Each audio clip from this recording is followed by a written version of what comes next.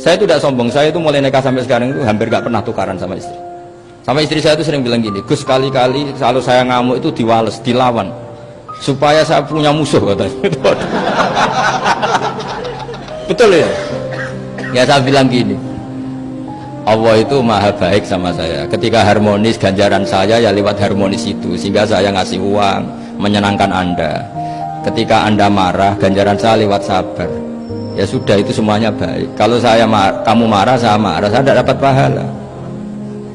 Makanya kalau kamu marah tak dengerin, ini cara Allah membuat pahala tanpa bayar, kata saya. Justru kalau pas rukun itu untuk dapat pahala harus nyervis, jajak nukokno kelambi mahal katanya. Boros itu pahala yang boros katanya. Tapi kalau kamu marah, ini pahala paling murah, nggak usah biaya, dapat apa? Pahala, cukup sabar.